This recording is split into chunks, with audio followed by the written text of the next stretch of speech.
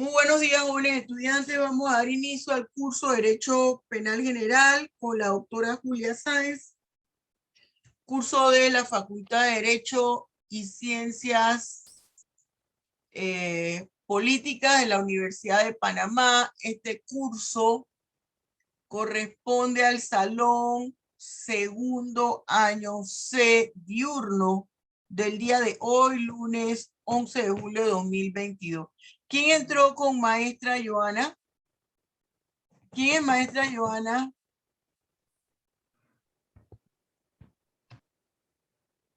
¿Quién es maestra Joana? Si no la remuevo. Si no me dice quién es. Profesora, soy yo. Es que la La computadora de tiene el nombre de mi mamá. Sí. Ah, está bien, está bien, está bien.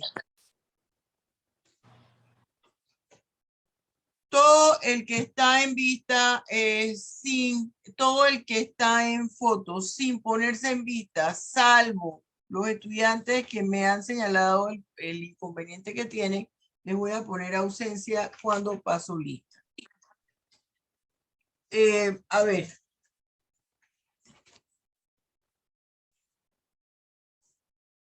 Acosta Joan, Albeyani, Arenas Carlos. Presente, profesora. No era un día recomendable para faltar. Y por eso hice la clase virtual. Arosemena ahí está entrando. Barría Nadeshka. Presente, profesora. Ella me, ajá.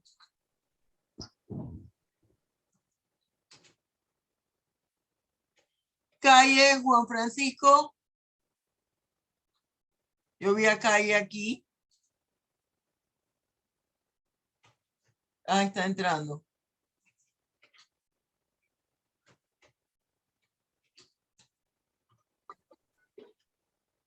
León Erinis, también me pareció ver a Erinis. De Gay Elena. No está. Van entrando tarde, entonces me atrasan aquí a mí la cosa. Domínguez Daniel.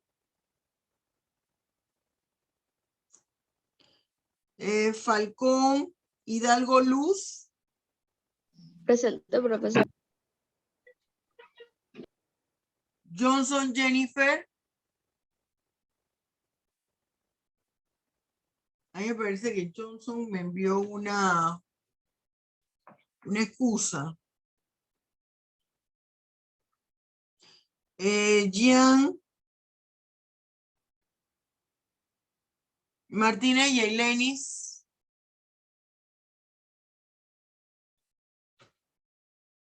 Meléndez David. Merchan Yurielis. Mosquera María. Nelson Roberto. Presente, profesora. Vilma Noriega. Ortega Presente, profesora. Andrés, Patel.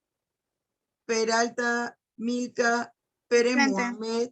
Quintero Estefani. Ramos José. Presente, Ramos profesora. Arias, Rivera Andrea. Rodríguez Francis. Presente. Presente. Rodríguez. Sánchez Nicole. Solís Elías. Presente. Soto Daniel. Presente. Tejera Marisol. Presente. Zamora Lisca. Presente, profesora. ¿Quién es Zamora Lisca? Que no te ubico. Aquí, Lisca, profe. quiero verte.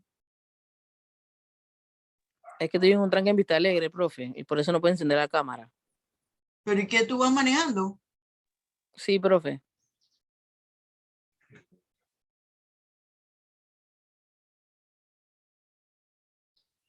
Vargas Anadelquis. Presente. ¿Qué pasó con la cámara? Profe, yo le mando una excusa. Ah, tú me mandaste excusa, no me acuerdo. Voy a ponerte aquí excusa. Rojo José. Delgado Marlene. Continúo.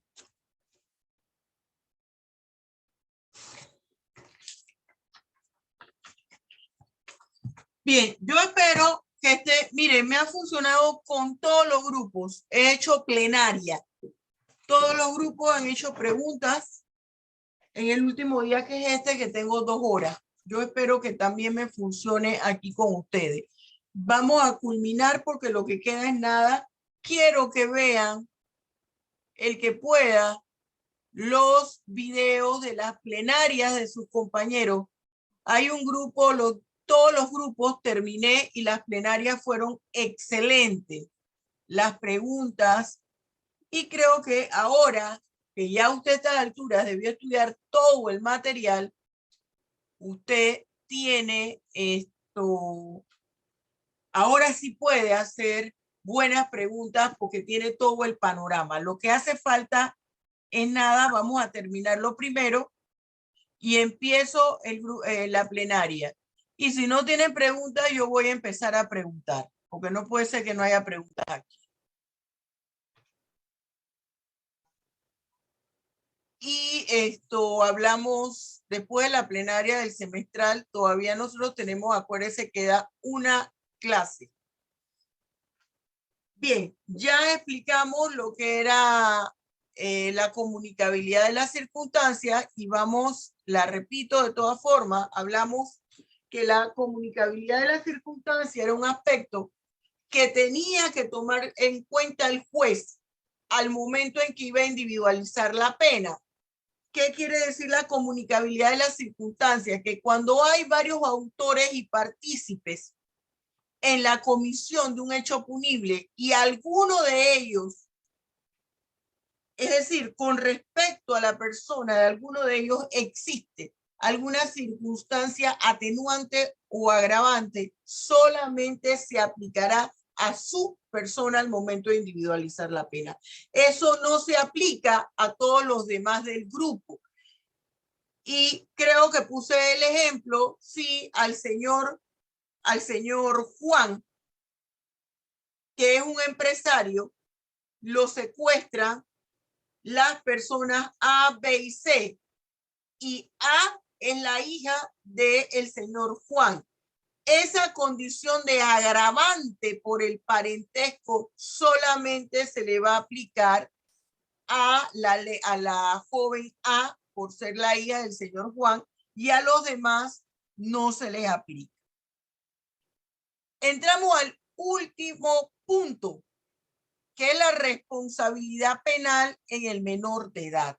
¿En qué consiste la responsabilidad penal del menor de edad?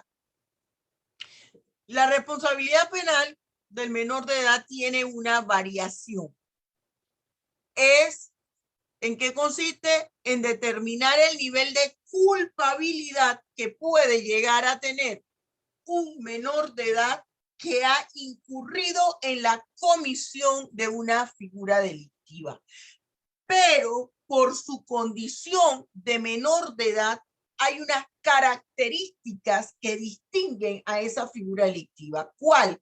Que uno de los elementos constitutivos, que es la imputabilidad, tiene una afectación porque hay una imputabilidad disminuida. ¿Disminuida por qué, profesora? Porque la imputabilidad, hemos explicado aquí, es la capacidad de entender y comprender la magnitud del acto que se está llevando a cabo y por consiguiente de sufrir la responsabilidad que de ella se deriva. Y esa capacidad de comprensión y de entender lo que se está llevando a cabo se debe a 2 razones. Una, a la normativa, y esa normativa implica que la persona es mayor de edad a los 18 años y que cuando usted obtiene la mayoría de edad, usted está en capacidad de responder por todos los actos que está llevando a cabo. Toda esta gente en foto, les voy a quitar la asistencia, salvo los que me escribieron la excusa. Pues no puede ser que ustedes todas las clases haya que estarle repitiendo lo mismo. Entonces, esa responsabilidad penal del menor de edad da origen a lo que conocemos como el derecho penal de los menores de edad. Y eso motivó a que se hiciera una jurisdicción especializada, la de niñez y adolescencia, que es la que determina los niveles de responsabilidad penal en el individuo. ¿Qué rige? ¿Cómo se rige la responsabilidad penal del menor de edad? Y hemos hablado aquí en atención a los problemas que hemos visto no a los problemas que hemos visto, porque ya antes de que Roberto me diga, profesora, acuérdense que con nosotros fue diferente, sino a un análisis que hicimos aquí con los jóvenes del búnker. Los jóvenes del búnker, que uno de ellos eran menores de edad. Usted lo puede revisar en los videos. A los menores de edad lo rige la ley 40 de 1999. Esa es la ley de responsabilidad penal de los menores de edad. Esa ley sufrió varias modificaciones y se estructura un texto único. Ese texto único, el número del texto único, no lleva número ese texto único, pero fue del 1 de septiembre de 2010. Todavía se le sigue hablando de la ley 40 con las modificaciones. No se habla del texto único del 2010, no se sigue hablando de la ley 40. Entonces allí se establece cuáles son los fundamentos de la responsabilidad penal del adolescente y se habla de los artículos 28 y de los artículos 59 porque en ellos son la base legal constitucional para crear una nueva subclasificación del derecho penal, que es el derecho penal del adolescente o derecho penal del menor de edad, y hacer una nueva jurisdicción especializada en materia penal que se conoce como niñez y adolescencia y que tiene que ver con los menores que incurren en la comisión de figuras delictivas.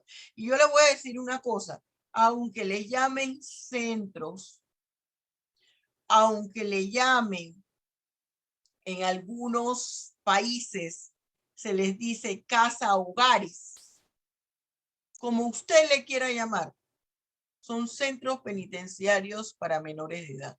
Y yo creo que ya hay que empezar a llamar las cosas por su nombre, centro penitenciario para menores de edad, porque allí ellos están ¿en qué? En celdas. Entonces, es una prisión para menores de edad, pero es una prisión que le llamen reformatorios, centros tutelares, como usted le quiera llamar, es un centro penitenciario para menores de edad. Y aquí, acuérdese que hemos hablado en materia penal del principio de especialidad. Aquí nosotros tenemos que esto es el principio de especialidad que se da motivo a una jurisdicción especial. Esto sigue los lineamientos no solamente constitucionales, sino de la Convención de los Derechos del Niño, de las reglas mínimas de Naciones Unidas en cuanto a la administración de justicia, las reglas de Naciones Unidas para la protección de los menores privados de libertad. ¿Cuál es el fundamento legal? Se los acabo de dar. La ley 40, estas son todas las modificaciones. El texto único no tiene número, solo del 1 de septiembre de 2010. Y está en la Gaceta Oficial 26.613-A. ¿Cómo se determina la responsabilidad penal en el menor de edad? A través del grupo etario del cual él forme parte. Y así tenemos el primer grupo, que es de los 12 hasta los 15, y el segundo grupo de los, ahí sería, aunque la ley dice hasta los 15, ahí sería de los 12 hasta antes de cumplir los 15. El segundo grupo es de los 15 hasta antes de cumplir los 18 años. Quiere decir que en Panamá el menor de edad responsable es a partir de los 12 años. En el primer grupo etario, ese joven está sujeto a las medidas de seguridad. y en el segundo grupo etario ya se le va a iniciar un proceso penal que si no lo termina de cumplir dentro del centro, pasa a un centro penitenciario de adultos. Es decir, si cuando incurrió en la figura delictiva, el joven tenía 16 años y le aplicaron una sanción de 5 años, cuando él va a finalizar a los 21 años.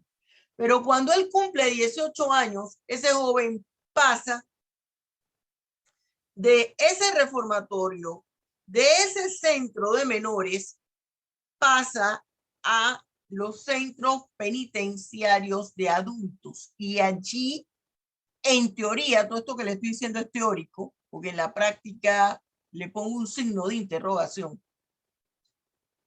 Él, cuando llega al centro penitenciario de adultos, allí debe estar con jóvenes no mayores de 21 años.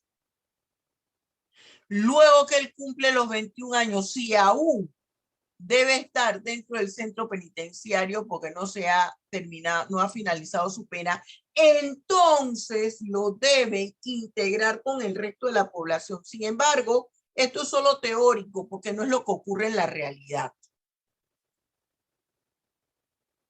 ¿En qué caso se puede aplicar la detención preventiva?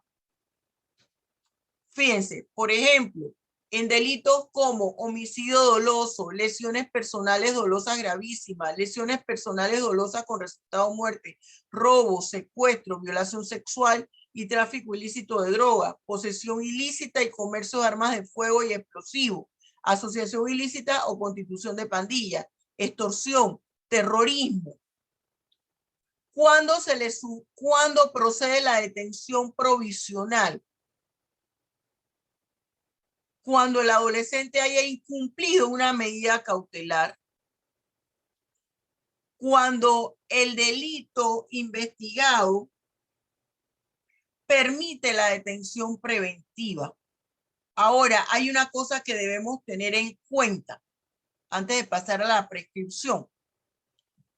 Se aplica en primera instancia la ley 40 de responsabilidad penal del menor de edad, pero se va a aplicar en todos los vacíos legales que tenga esta ley el Código Penal. Por ejemplo, en materia de tentativa, en materia de concursos de delitos, se va a aplicar la pena tal cual como lo señala el Código Penal.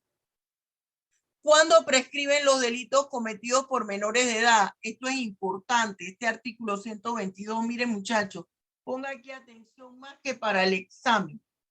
Usted como ciudadano, independientemente de que usted se va a titular de abogado, o en principio, eso es lo que usted piensa, usted no sabe si a la mitad de la carrera usted sienta el deseo de cambiarse. Entonces, es importante que usted tenga esto claro.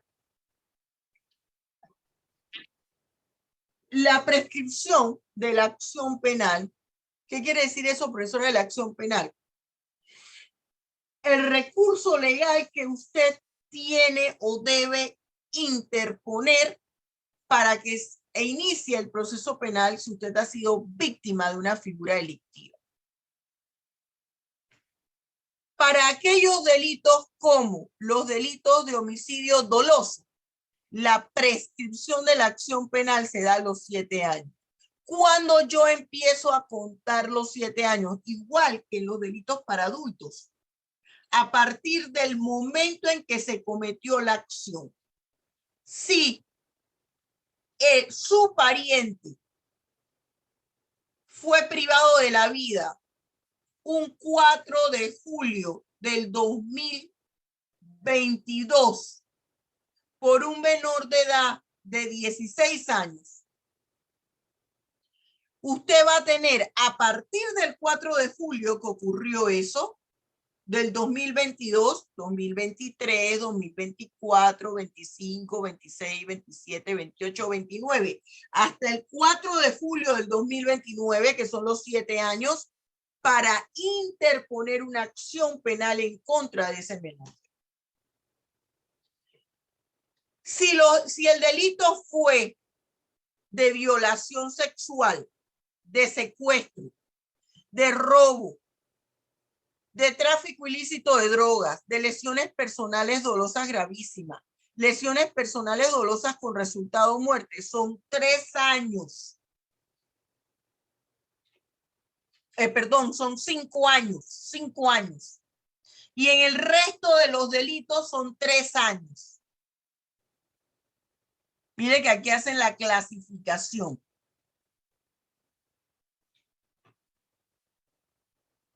Aquí también se utiliza para llenar todos los vacíos y como norma supletoria todos los lineamientos del Código Procesal Penal, porque también se aplica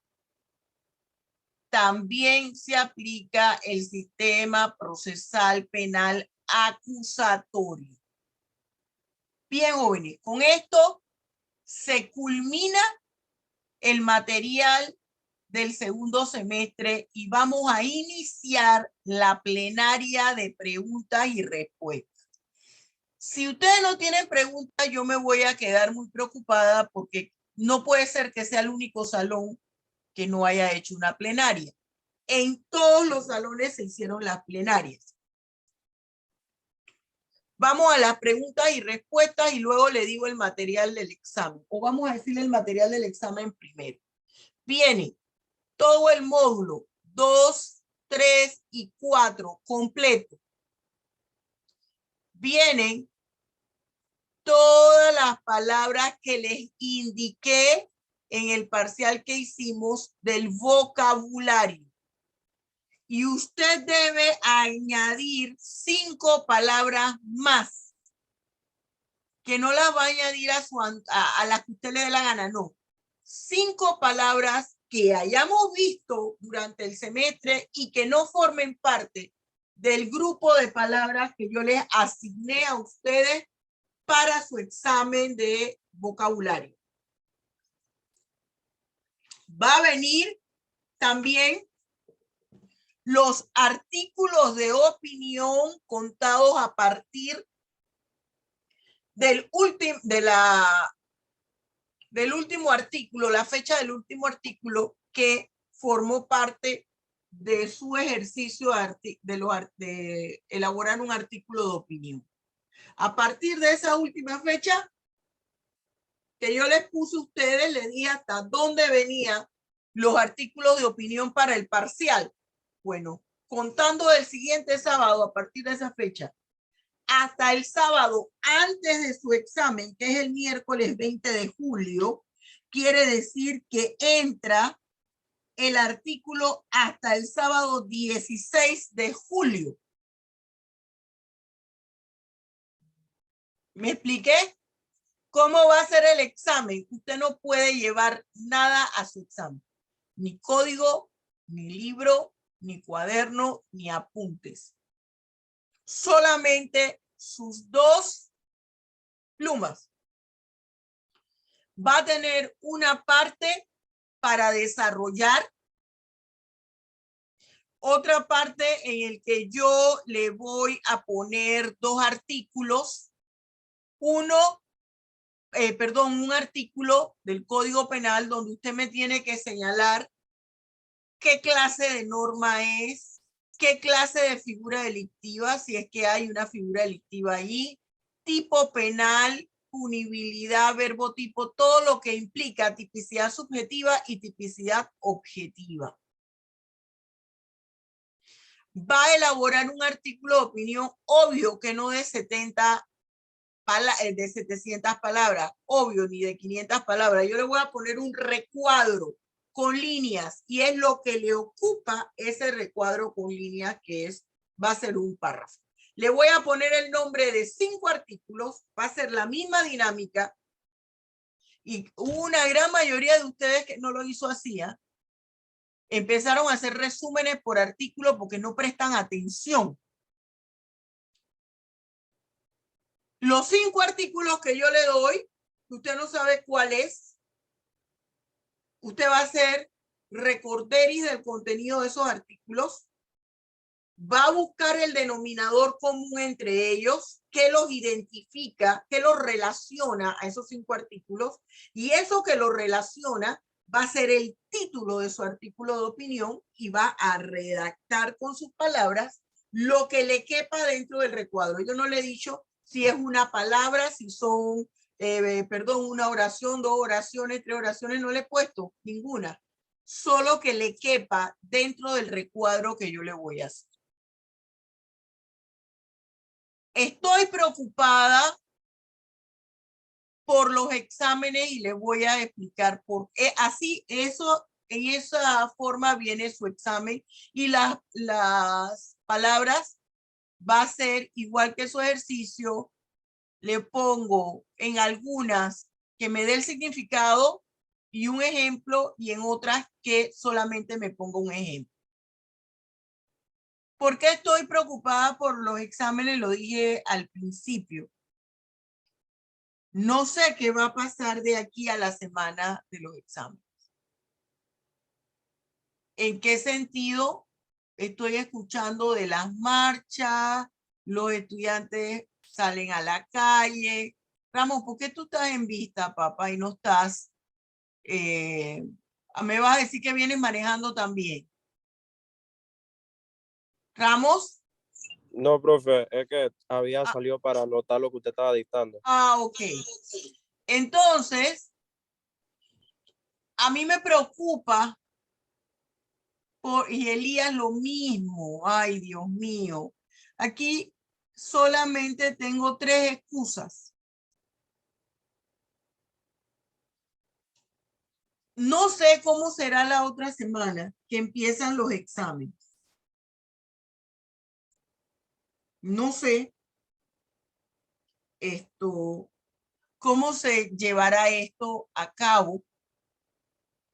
Pero vamos a decir que se cierre por esa semana la Facultad de Derecho. Nosotros vamos a hacer examen en línea. Y el examen en línea va de la siguiente manera. Sin nada abierto. Mirándome a la cámara. Y mire los exámenes del año pasado. Hubo estudiantes que yo les puse 0 en el examen semestral. Hubo estudiantes que para no ponerle F en la calificación del semestre, los dejé sin nota. No es para que usted tome miedo. Es para que usted entienda que la virtualidad no es que es un juego. La persona que pone en duda la virtualidad, aún sabiendo que cómo pongo las calificaciones, por eso es que las digo aquí en YouTube para que quede grabado, pone en tela de juicio cuando obtiene la calificación completa. Me preocupa porque no se ha dicho nada al respecto de qué va a suceder para la semana de semestrales si este bochinche sigue. Si se trancan, si no se trancan. Por eso nosotros hemos dado esto hoy así, para que no haya excusa de que no pude escuchar o que no pude llegar. Bien, dicho esto, empezamos las preguntas. Calle, ¿cuáles son las preguntas que usted tiene? Que me dijo la vez pasada, profesora, quiero hacerle 2 cuestionamientos. O si ya se le aclararon con las clases. No, profe, yo estoy viendo otros videos, ya desarrollé las preguntas que tenía.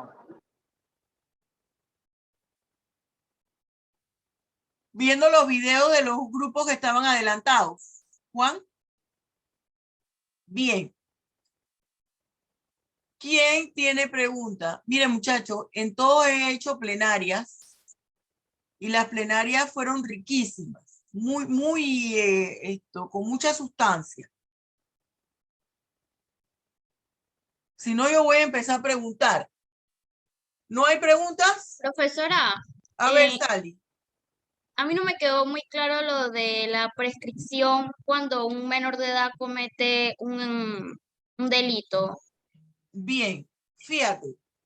La prescripción, igual que en el menor de edad, opera para el mayor de edad. ¿En qué sentido?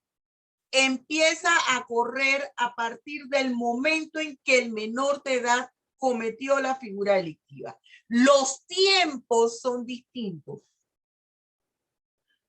¿Y cómo yo empiezo a contar cuando el menor de edad cometió el delito?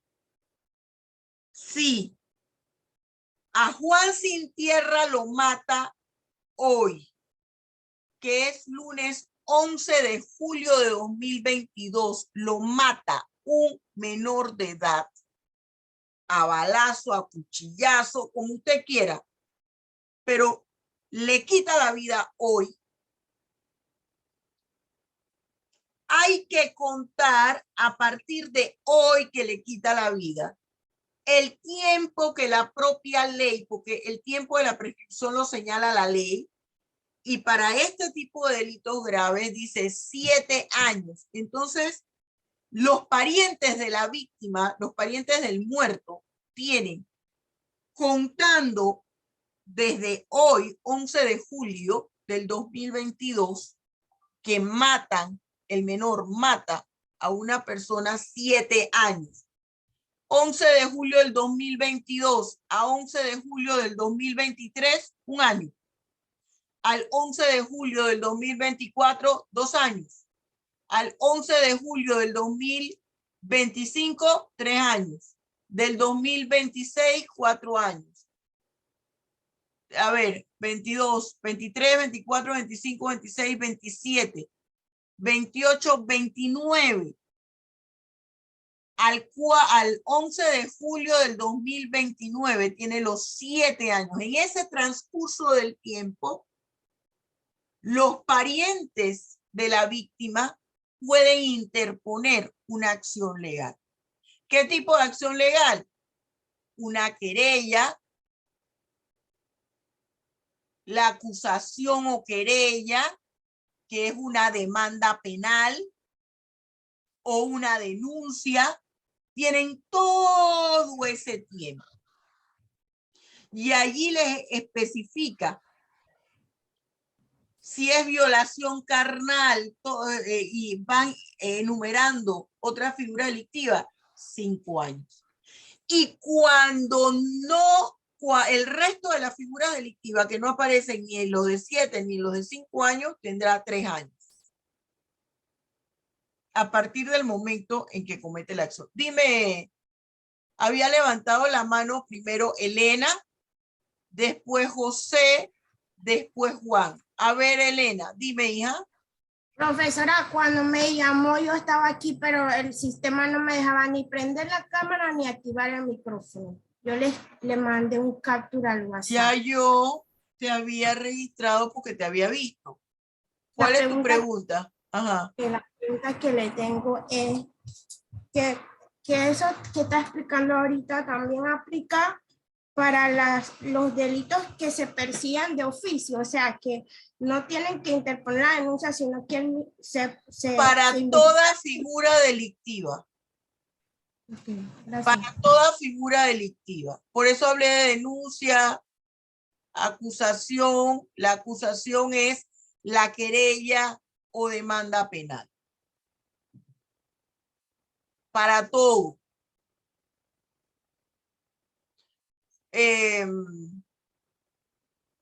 Dije que José y Calle, creo que dije, o como dije.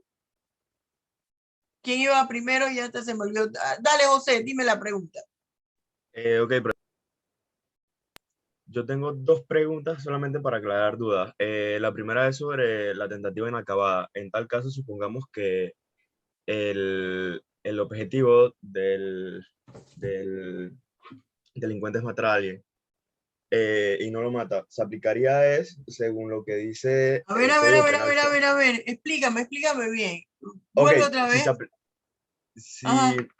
el objetivo de un delincuente es matar a una persona, entonces o sea, es una tentativa inacabada, pero se le aplicaría lo que diga el Código Penal sobre A lesiones ver, corporales. no es que si o es el cómo se- objetivo o qué, no.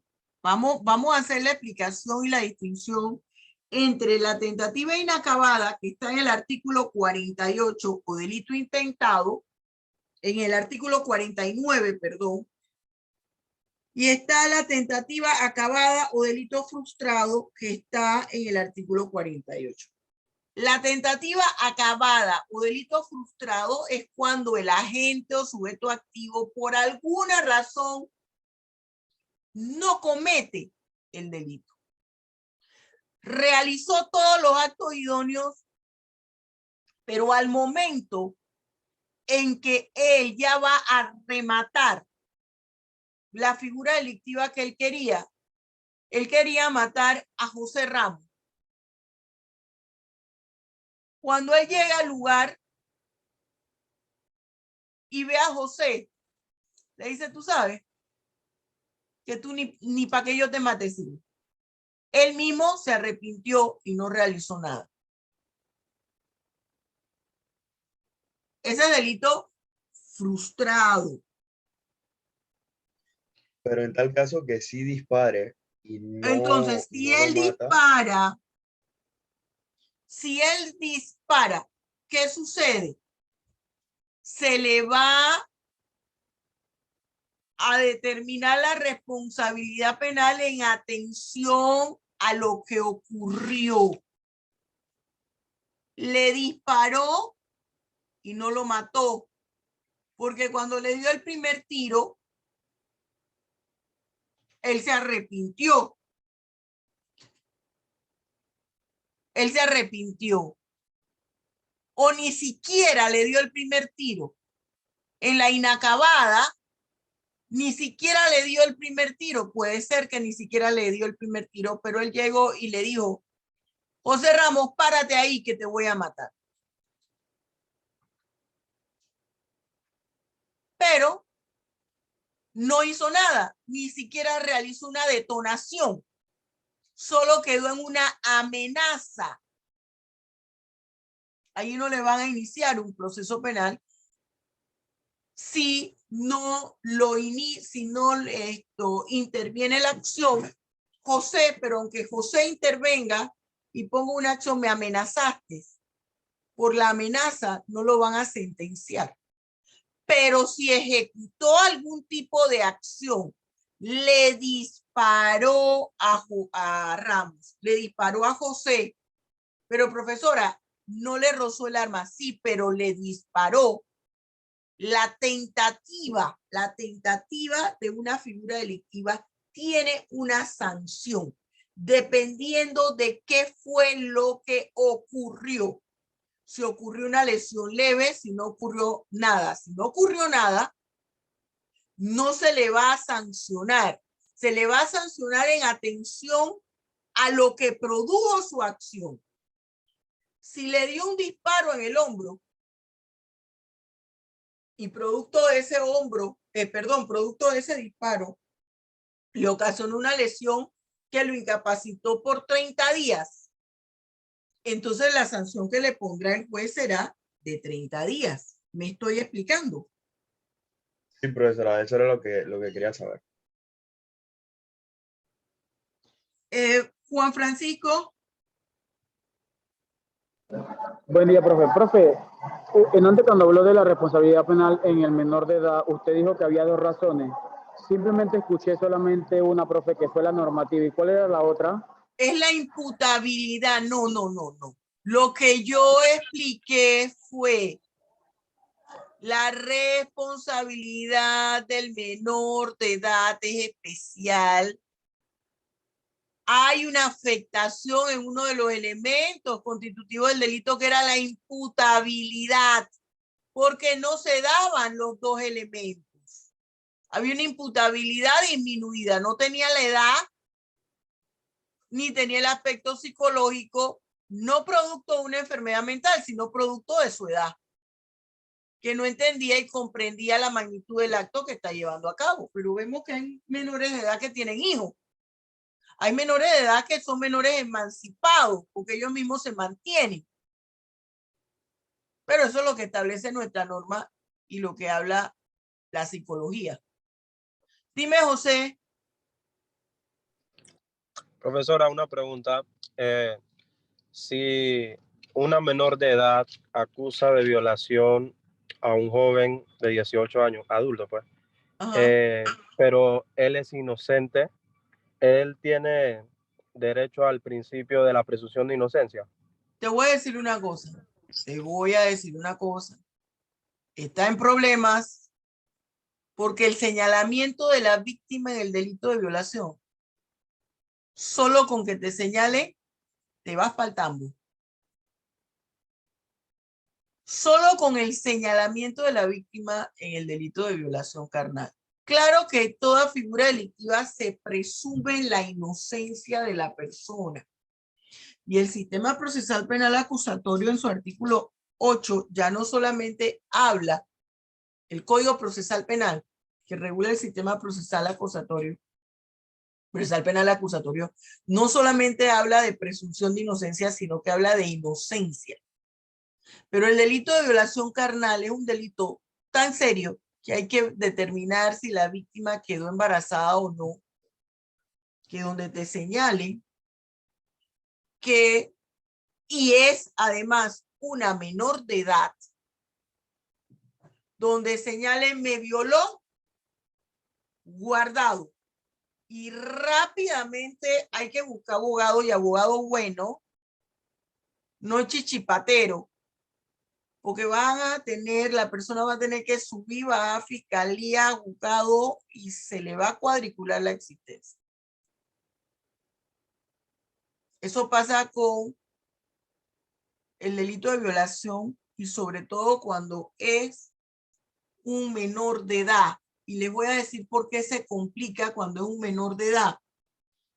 Porque el bien jurídico que ese menor de edad representa tiene doble titularidad.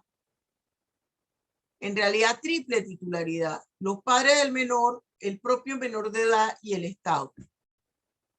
Por eso es que cuando se inicia una acción donde es víctima el menor, no importa que los papás hagan lo que ellos quieran hacer,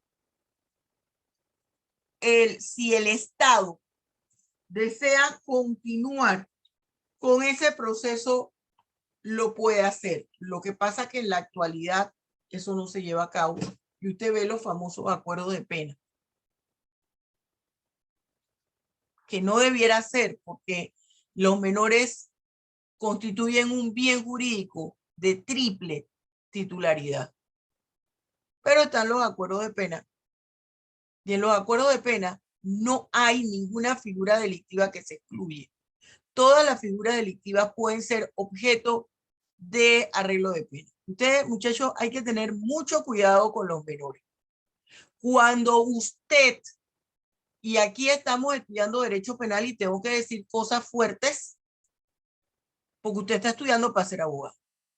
Cuando usted tiene un hijo y usted no está con la pareja y la separación o el divorcio con esa pareja ha sido tortuosa, tenga mucho cuidado con el reglamento de visita de ese menor, porque la madre puede manipular. Los clientes, en las veces que yo he litigado guarda de crianza y divorcio, que no me gusta porque eso es, ay Dios mío, eso es horrible y se lo puede preguntar a cualquier abogado que litigue familia. Usted no tiene idea el estrés de todas las cosas que esa gente se dice. Es una excepción a la regla donde no hay problemas. Una excepción a la regla. Esa mamá manipula al menor. Porque tiene rencor. Si la pareja la dejó por otra, si ella no se quería divorciar o viceversa. No solo la mujer al hombre, del hombre a la mujer también. Y siempre le recomiendo, mientras que ese niño o esa niña no tenga 15 años, no se la lleve a la casa, porque va a tener problemas. Las personas que no me han hecho caso han tenido procesos penales. Eso se lo digo a ustedes, porque soy su profesora de Derecho Penal. Y eso no tiene nada, independientemente que hablen del interés superior del menor. El menor queda en el medio y es una situación muy difícil. Muy, muy difícil.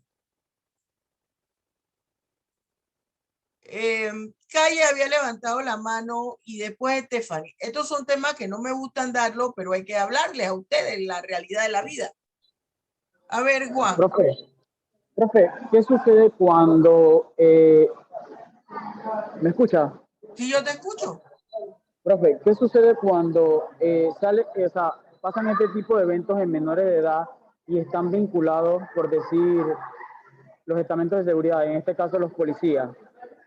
Cuando esto sale a regir de que tal vez busca como que lo que ellos hicieron, lo hicieron sabiendo que la menor le había dicho como que no era, que ya ella era mayor de edad y en realidad no era mayor de edad. A ver si entiendo tu pregunta. Si un muchacho conoce a una muchacha, la muchacha le dice, yo tengo 18 años, y resulta que tiene 17 o tiene 16. ¿A eso te estás refiriendo?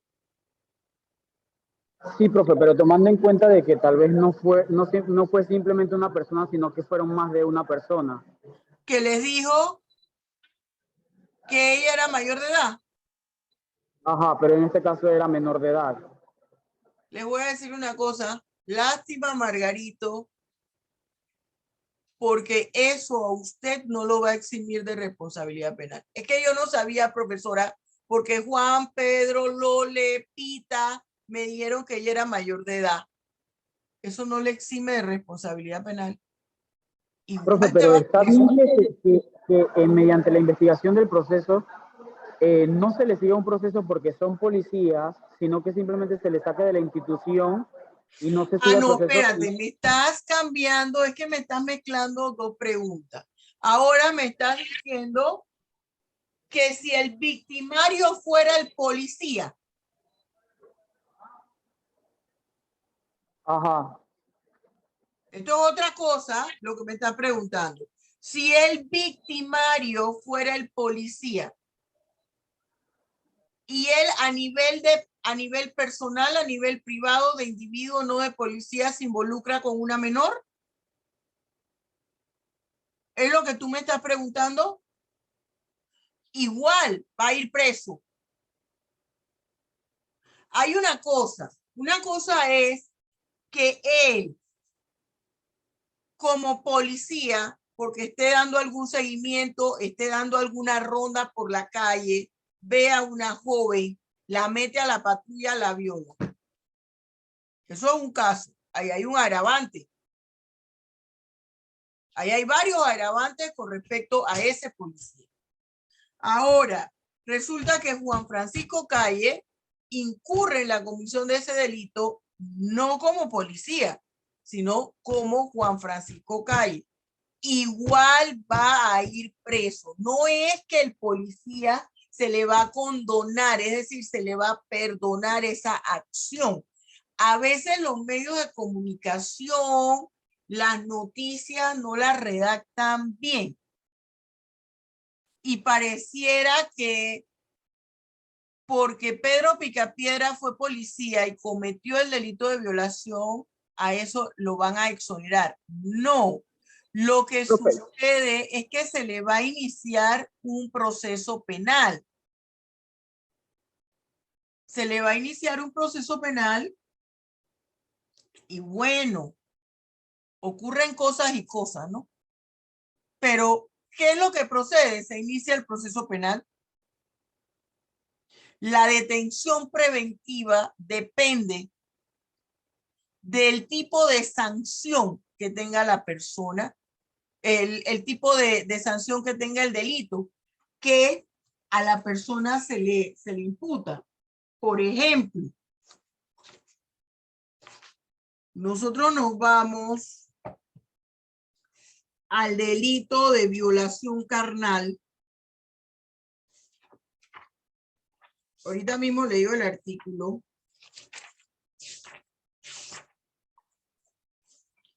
Violación carnal. En la página 165 de su libro Estudio del Código Penal está el 175, página 166. Cuando el menor tiene menos de 14 años, la pena de prisión es de 12 a 18 años. Ya les doy la palabra. Si tiene que tener mínimo, nos vamos entonces 5 años de sanción al Código Procesal Penal y allí le señala, dependiendo del tipo de sanción que tenga, la figura delictiva es sujeto a detención preventiva o no. Y en los delitos de violación carnal inmediatamente aplica la detención preventiva. Profe, ¿y qué sucede que al ser policía se le sacan de sus funciones y se le mande de vacaciones y no la detención? Pero es que hay que ver, Juan, yo entiendo el punto. Hay que ver si eso es cierto. Si lo que están diciendo los medios de comunicación es cierto, tú me puedes decir, profesora, yo sé de un amigo, de un familiar, y si lo están haciendo, está mal, porque no es el procedimiento.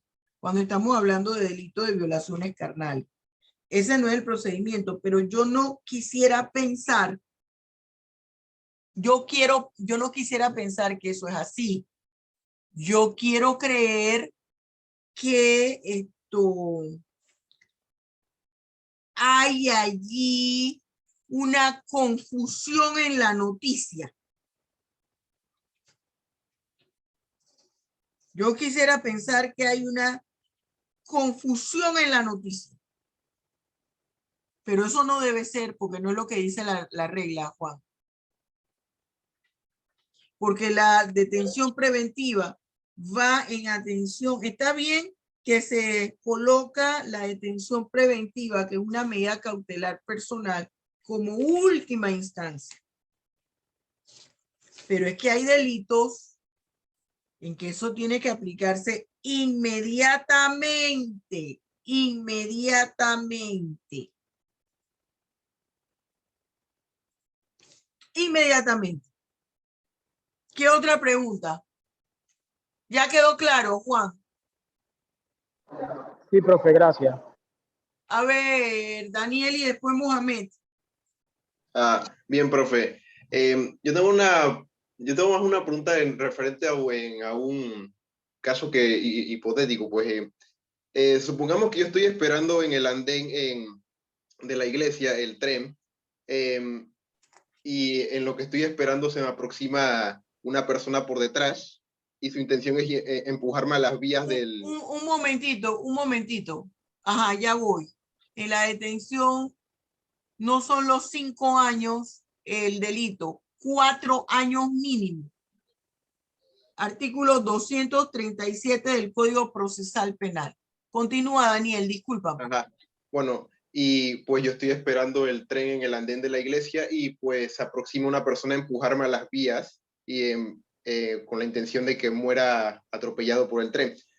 Sin embargo, cuando él me fuera a empujar, yo logro moverme y ese pequeño impulso que da provoca que él caiga en las vías y él muera atropellado.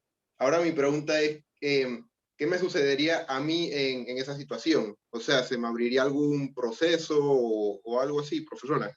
A ver si entendí.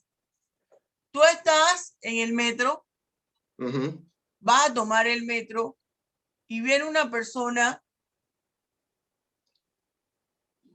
se aproxima a ti para matarte, tirándote a las vías del tren.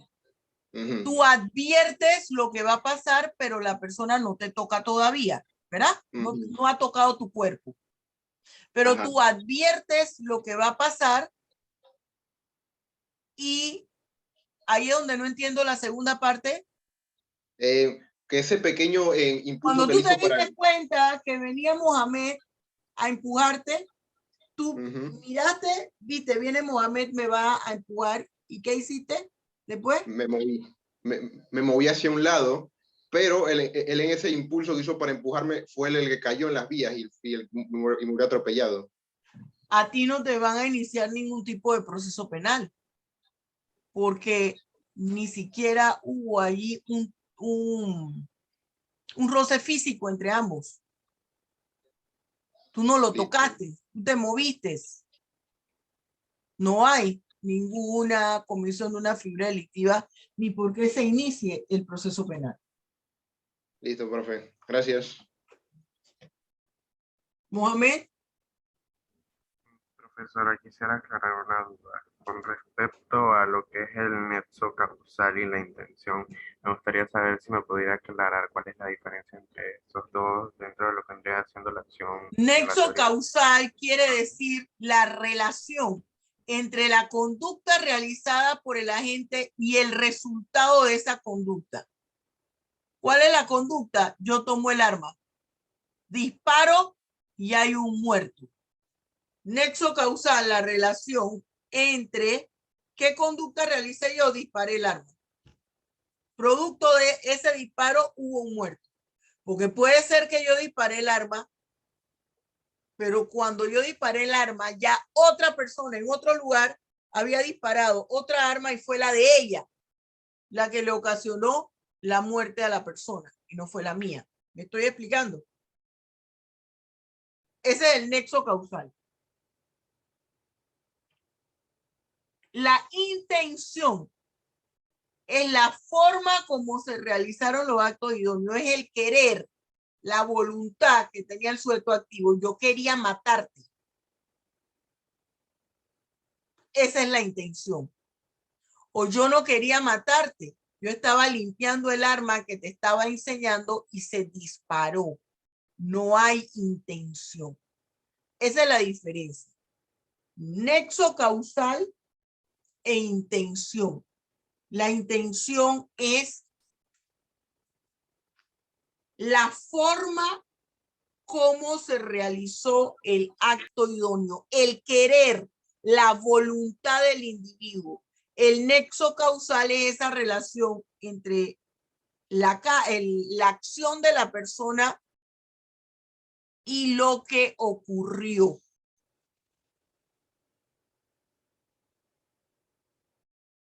Todavía no estoy claro, profesora. Es el móvil. ¿Tú has escuchado el móvil del asunto?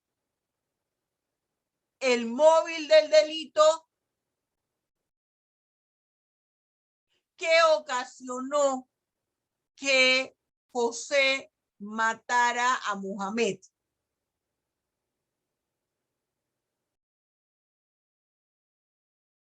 Le iba a robar.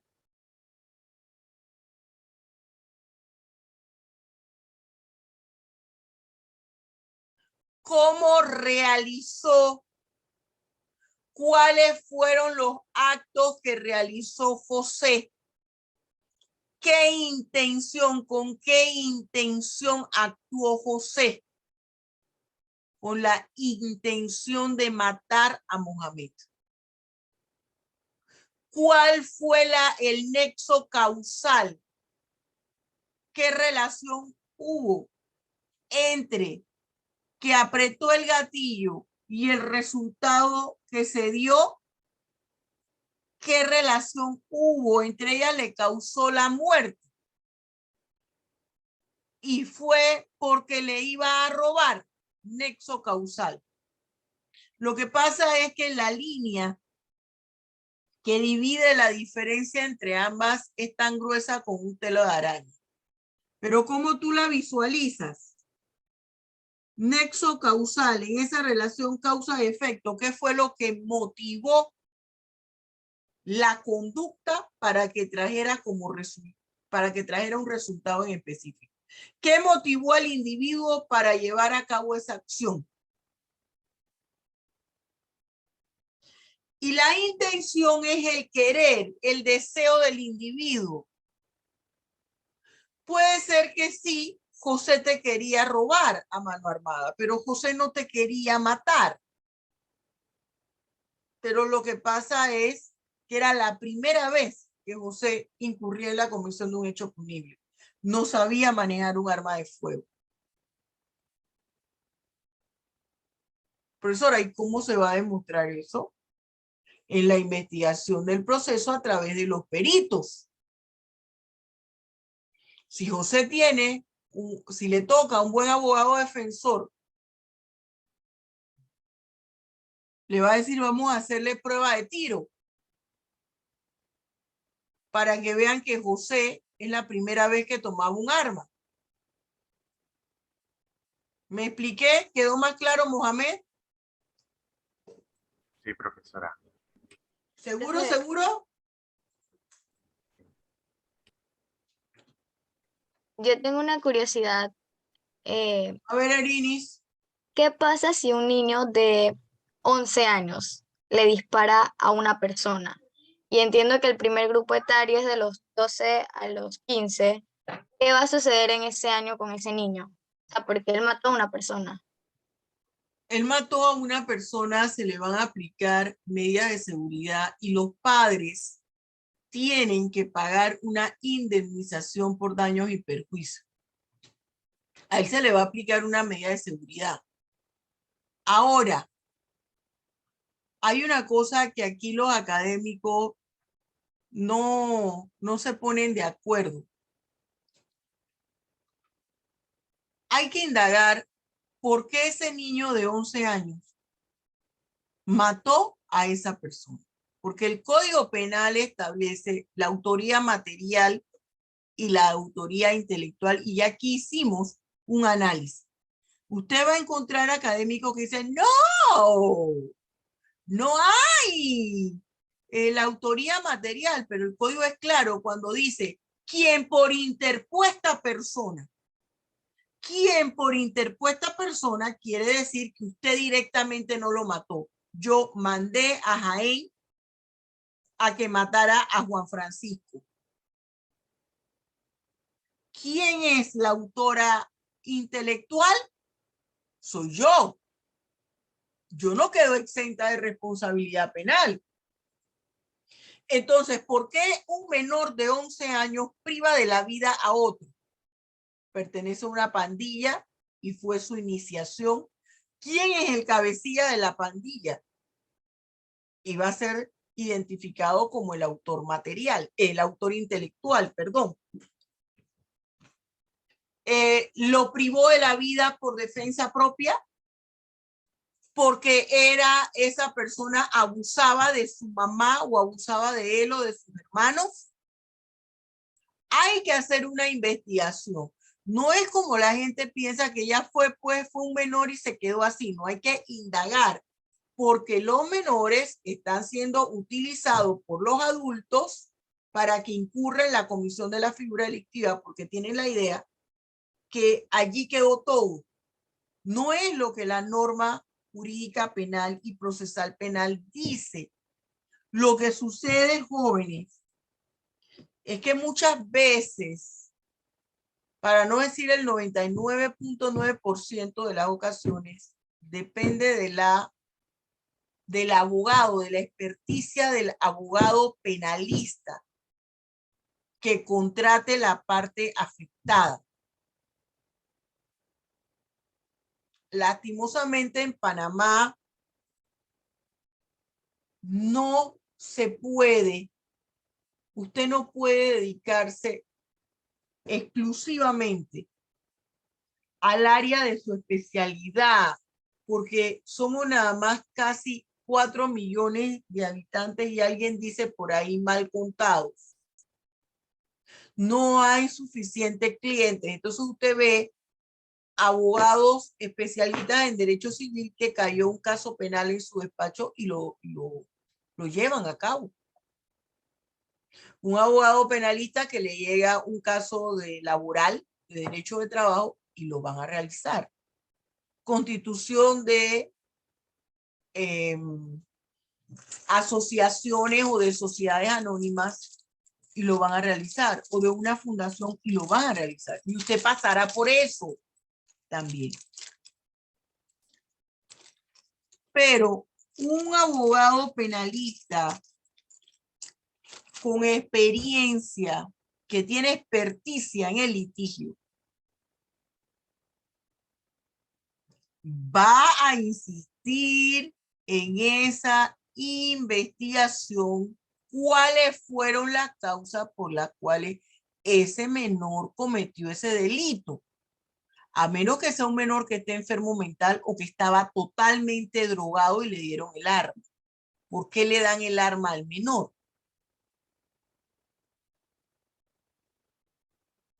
¿Ves, Serinis? ¿Te quedó claro? Sí, profe, gracias. A ver, Israel, perdón. Sí, correcto. Consulta, profesora. En el caso que antes se mencionó, la persona mataba a la otra por error, pero igual se le acusa por homicidio. Pero ¿qué pasa si yo, por ejemplo, voy a asaltar a Juanito? La persona sabe defensa personal, me quita el arma, pero al quitármela no la controla y se termina matando. Ahí se me acusaría por homicidio o por robo agravado. Ajá. Tú vas a robarle a una persona, la persona te quita el arma. Ese es así el problema, ¿verdad?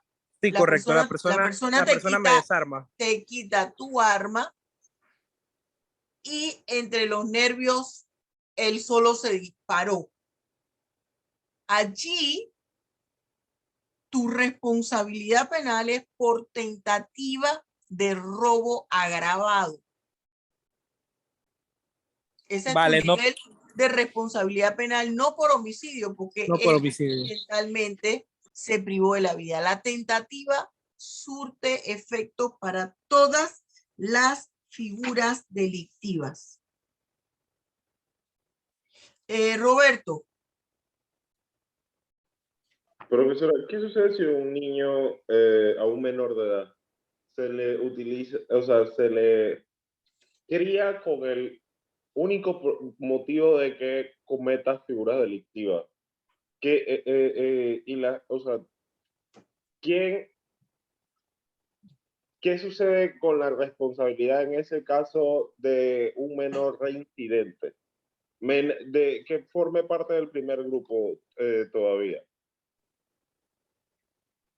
A ver, los padres de ese menor lo educan para que sea un criminal. Eso es lo que tú me estás diciendo.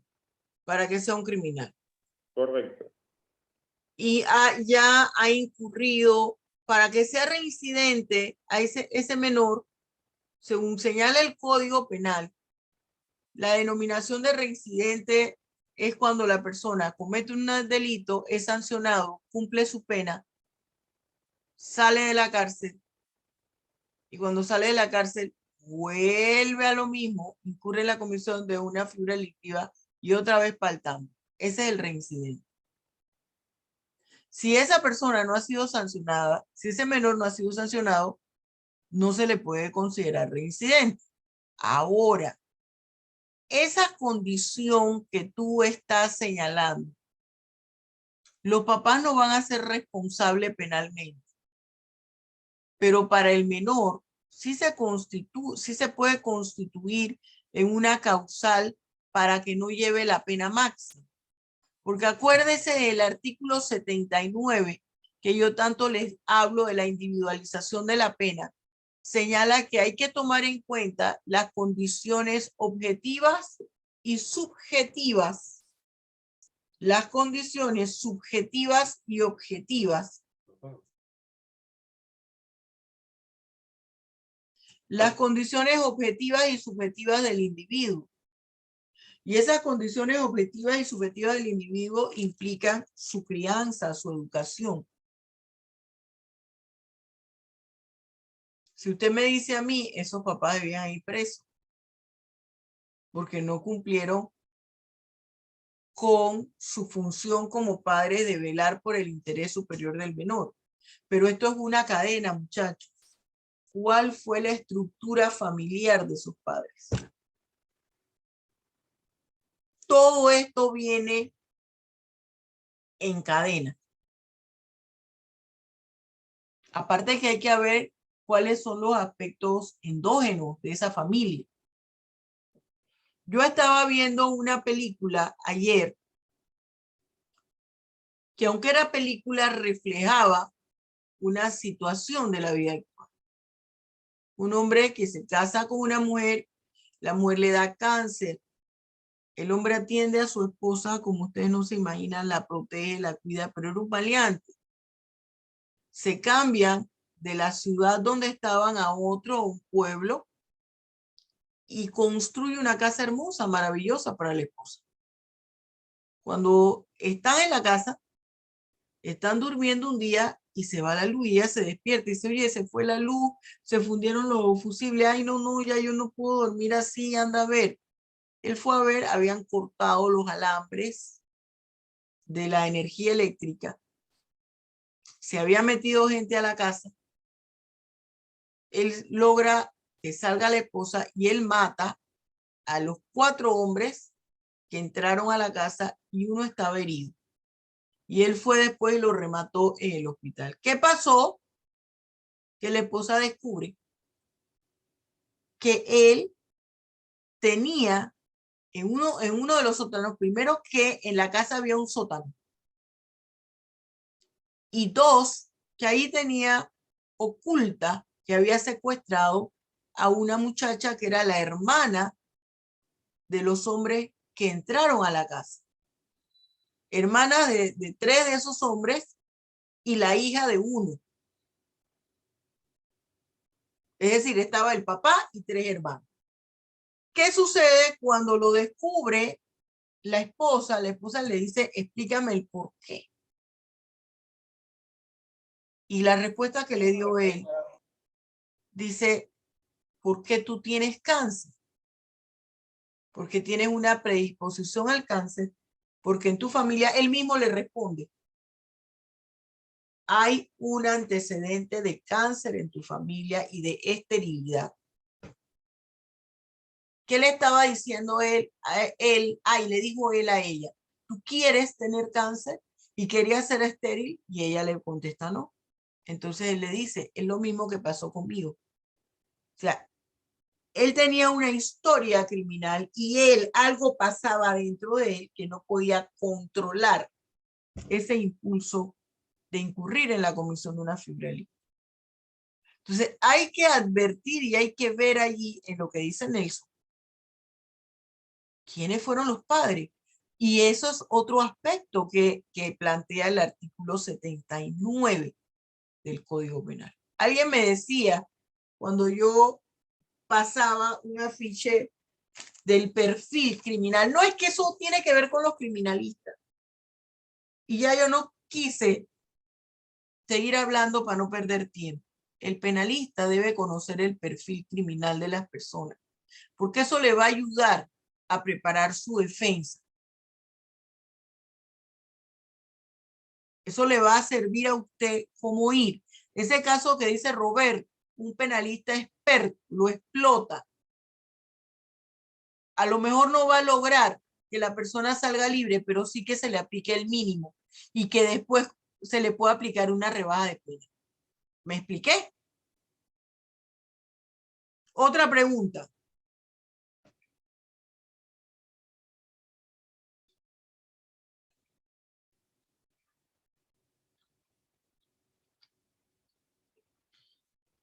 Hable ahora o calle para siempre.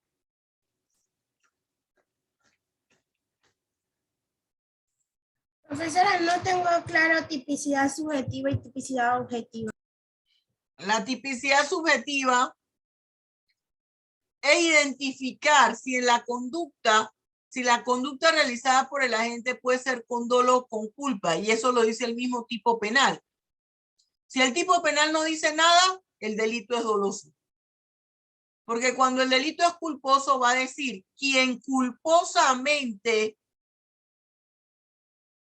La tipicidad subjetiva advierte identificar en la comisión del hecho punible si se actuó con dolo o con culpa. Y eso lo dice el tipo penal, según la escuela finalista. Y la tipicidad objetiva es identificar los sujetos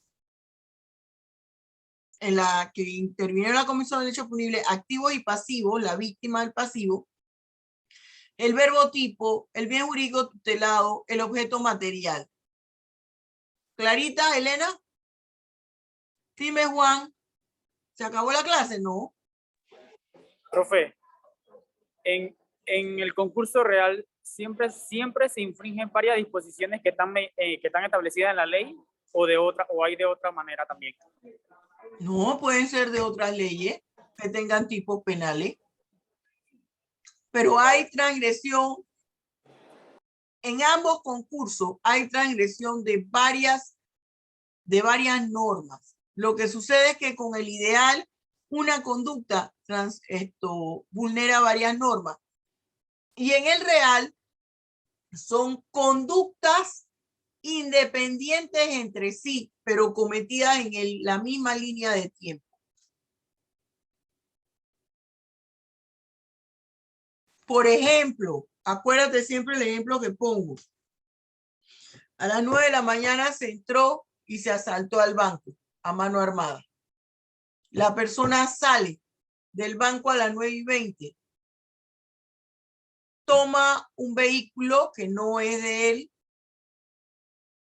lo hurta a las 9:20, a las 9:30 de la mañana, cuando salió a las 9:20 del banco a asaltarlo a mano armada. Y con ese vehículo va a toda velocidad, atropella a una persona, le pasa el carro por encima y la mata. Ahí hay concurso real, en la misma línea de tiempo, conductas independientes entre sí, pero en la misma línea de tiempo. Y en el ideal, entra el hombre, apunta a la cajera y dice, entrégame el dinero. Y le dice a todos los clientes, nadie puede salir de aquí, los mantiene retenidos por 40 minutos, 30 minutos. Ahí hubo a través de una acción la vulneración de dos normas.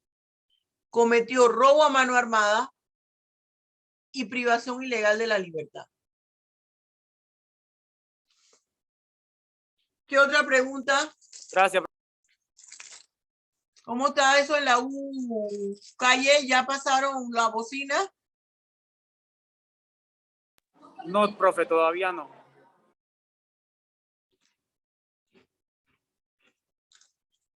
¿Otra pregunta?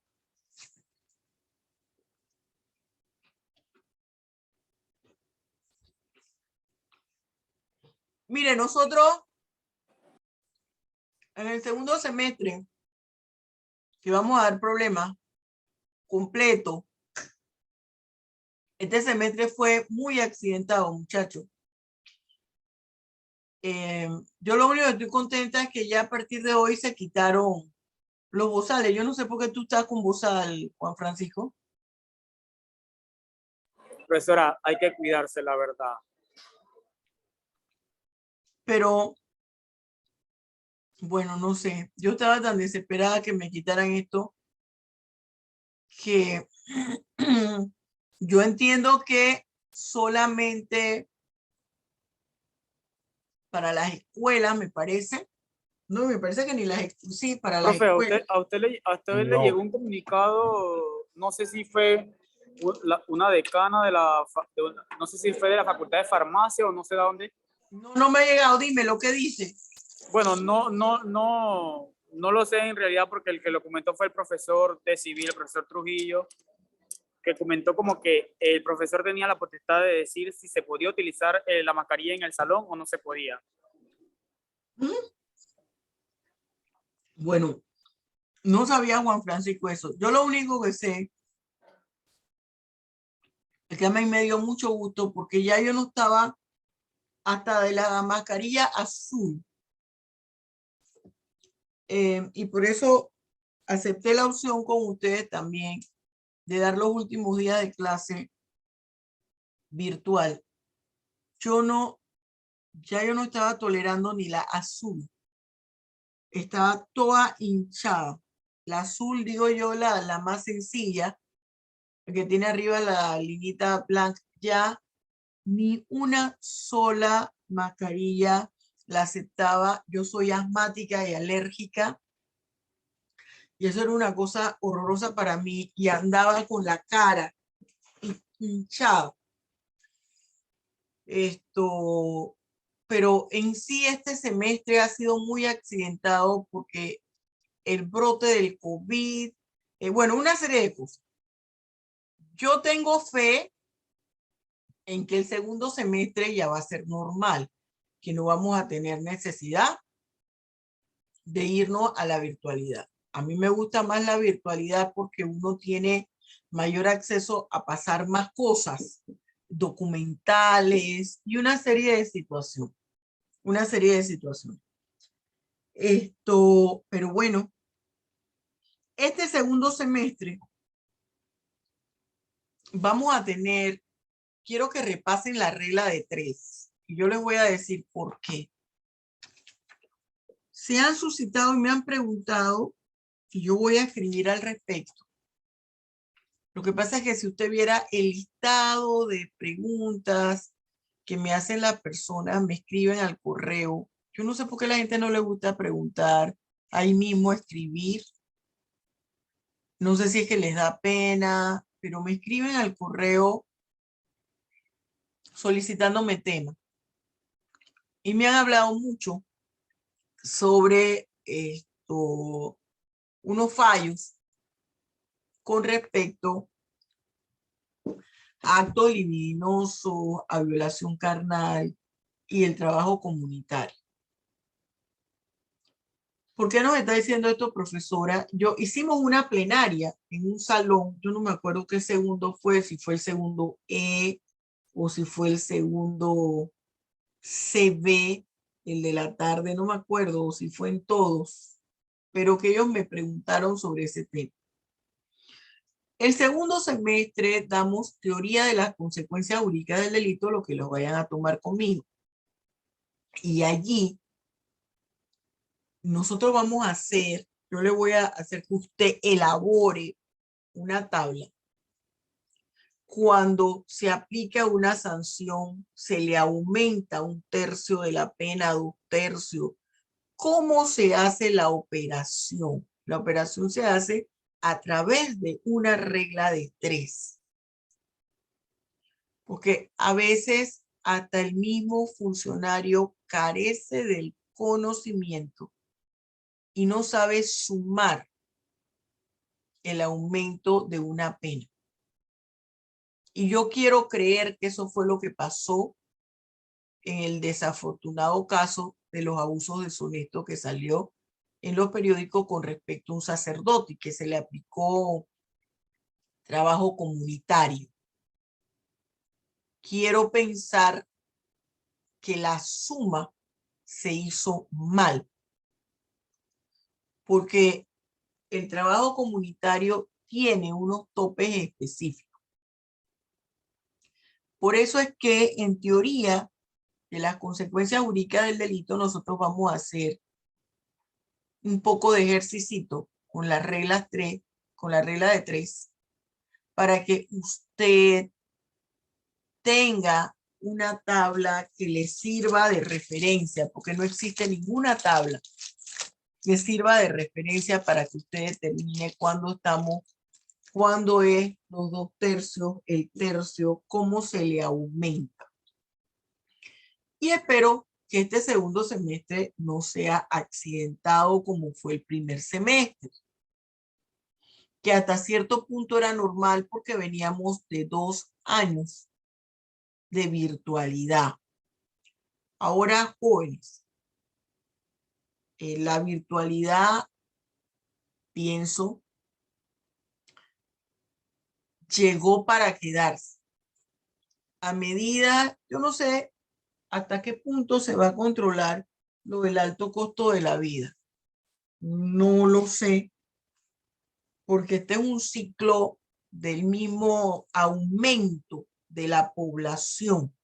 Esto ya viene con arrastres viejos y cada persona que está de turno se acrecenta con esa persona y se acrecenta. ¿Por qué le digo esto? Porque el otro año las universidades estatales, con ella, la Universidad de Panamá, eso va a estar a rebotar. No va a haber edificio suficiente, con capacidad suficiente para recibir a toda esa cantidad de estudiantes, en todos los niveles, licenciatura, maestría, doctorado. Y vamos a tener que recurrir a la virtualidad. ¿Qué yo le aconsejo? Usted debe tener una computadora. Buena computadora. Elena, todo viene, reina linda, en el examen. Todo el módulo 2, el módulo 3, el módulo 4. Todo. Y la palabra de vocabulario. Entonces, usted necesita tener una buena computadora. Usted necesita tener una buena computadora de mesa o una buena tablet en la que se le incorpore el teclado, porque hay una que no se le puede incorporar el teclado. Eso usted lo necesita entender. No es nada más, y si no, tendrá que tener un celular excelente y contratar un internet. Usted tiene que entender, y no han entendido esto las universidades, que este proceso pedagógico que usted está llevando es muy delicado, porque esto no es como la secundaria. Usted en la secundaria, un estudiante usted puede pasarlo sin ningún problema. Pero aquí se están formando una carrera que representa la dirección directa e indirecta de un estado. Y usted no puede estar con que no tengo data, con que si prendo la cámara se me acaba la data o se me va la luz o se me va la imagen. No se puede, muchachos. Tiene que estar preparado para la carrera. Y siento que aquí no se debe tener contemplaciones, porque ustedes son los que van a ser jueces, fiscales, ministros, diputados, embajadores. Entonces necesitan tener las herramientas mínimas. Ese es un consejo que yo les doy. Vaya haciendo su alcancía. Déjese de estar comprando cosas superfluas en referencia con sus herramientas de estudio. La ropa versus el estudio, yo creo que el estudio debe prevalecer. Eso se los digo solo a manera de consejo. Usted sabe si lo toma o sabe si lo deja. Porque está muy bien que nosotros nos quejemos por el alto costo de la vida, pero ¿qué estamos dando nosotros a cambio? ¿Qué doy yo a cambio? Quiero que me acepten con el mínimo índice. Quiero que porque no tengo dinero me tienen que permitir todo. ¿Qué estoy dando yo a cambio? Otra pregunta.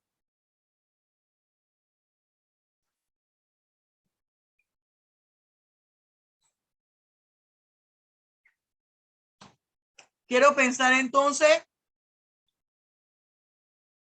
que usted está preparado para su examen semestral. No me vaya a faltar el viernes. Lo vamos a dar en línea porque voy a dar los puntajes. Yo pensé que hoy Iban a haber más preguntas, pero las preguntas fueron buenas, fueron interesantes, me gustaron. Entonces, si no hay más preguntas, suspendemos. ¿Sí? Por favor.